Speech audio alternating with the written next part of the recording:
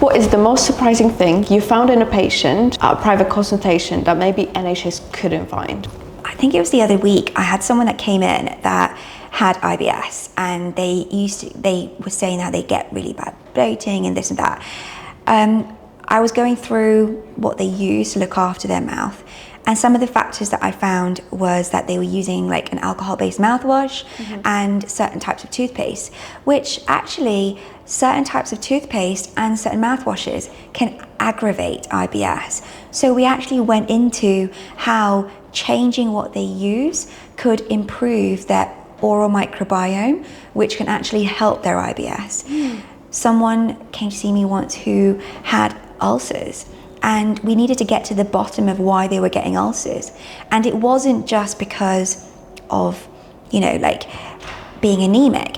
It can also be nutritional deficiencies that someone has. So we addressed what supplements someone can be taking to improve their mouth condition so that they don't get ulcers. And how do patients usually react to the fact that maybe it's something that their doctors identified them with is linked to the mouth? They are always surprised. They're like, oh my God, I didn't even think of that. I didn't even think that my dentist could help me with something that my doctor said. Like diabetes as well. If someone's got diabetes, if they're not looking after their gums, then it can actually make their diabetes worse. So when I discuss that, and by the way, all of our clinicians at this practice are superb at discussing these things. And when they discuss it with their patients, they're like, wow, I didn't even know there was a link. It's crazy. I'd say that most patients that have left our practice after having a checkup, they have said that they have never had so much discussed and at their checkup, or such a thorough checkup anywhere else before. And repeatedly with every clinician, they get that again and again and again. And I feel like that's like a sign, like these are the way that checkups should be done. They are all going away with lots of valuable information. You're a dentist now, but has there ever been a time where you felt unheard in a chair, or maybe stressed, if you've ever been at the dentist? I was told that I didn't need braces, and I had crowding around my teeth. Now that's just because I didn't fit into the NHS criteria for having braces. But what someone should have told me is, hey, you don't fit into the NHS criteria, but if you had braces, actually your airway might be better. You may sleep better. You might be able to clean your teeth and floss better because the contacts are aligned.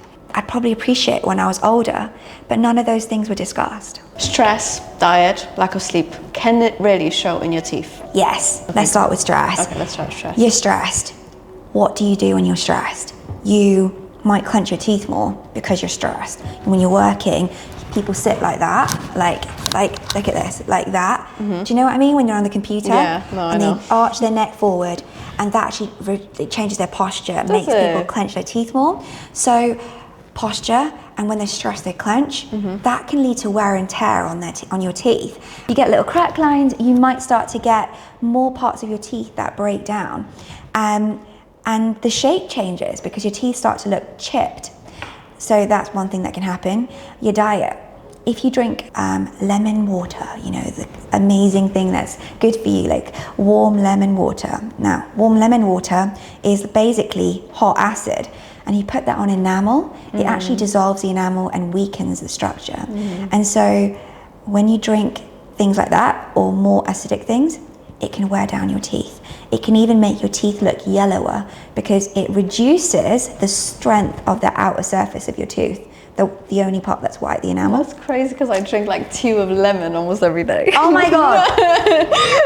You should know that. What I always tell my patients is, if you're going to drink lemon water or tea with lemon, drink it in one go, or have a small shot of it, and then that's it. If you sip on it throughout the day, that's when it's worse. Sleep. So if you snore, you're basically sleeping with your mouth open. When you sleep with your mouth open, there's quite a few things that happen. Your mouth gets dry because your saliva reduces in your mouth. In a dry mouth, you're more likely to get bacteria and plaque sticking to your teeth, and at night is when it starts to break down the teeth. And so if you sleep with your mouth open, or if you snore, you're more likely to get decay. The other thing is, if you sleep with your mouth open or you snore, you don't get the same nitrous oxide exchange through your nose. Now, when you get that gaseous exchange of nitrous oxide through your nose, it is really good for your vasculature, so for your blood vessels and respiratory vessels, and it helps them to stay elastic. But if you don't do that and you breathe, your mouth breathe at night, you're not getting that exchange, and the elasticity of your vessels reduces, which means you may be more prone to getting asthma or cardiovascular issues. And so it is really important to look at how you sleep and to get someone to help you with that. Can you tell if your patients have been neglecting your advice, like skipping flossing, brushing? Really? Oh my God, always. I feel like when I ask someone, have you been flossing? It's like a rhetorical question because generally we can tell. And it's not that we're just being nitpicky, but your gums might look more like red and puffy. They might bleed a bit easier when we are doing the gum checks. Also, your breath might stink. And you might also have more areas of decay risk.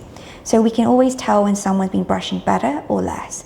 We've also got different dyes that help us to tell if you've been cleaning well or not. Can you tell if someone's smoking? Well, apart from the fact that your mouth can smell, your gum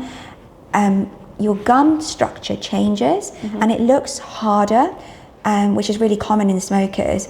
And so it can look quite thick and it masks the bleeding that's going on underneath. Also, people who tend to smoke have a lot of staining. They also can have very long looking teeth because their gums have shrunk back. You can also tell if people smoke weed. Can you? Yeah. So what is the difference between a smoker and a cannabis smoker? Okay, so both of them, they're going to have a distinct smell. Smokers, you can tell when it is more of a smoking smell in their mouth, whereas cannabis smokers definitely have a distinct cannabis smell. But even if they mask that, what can you see? So in a cannabis smoker, they often tend to have a very dry mouth because the THC makes you get more of a dry mouth. Whereas in a smoker, they will have more like thicker gums and keratinized gums. The other big thing is that smokers tend to have like yellowy brown stains, whereas cannabis smokers, the staining is a bit less, a bit different, but it tends to be like a duller greenish brown stain on their teeth. So that's just one other thing to note. The other big thing is cannabis smokers tend to have a higher decay rate than non-cannabis smokers because, well, when people smoke cannabis, they get the munchies. The munchies.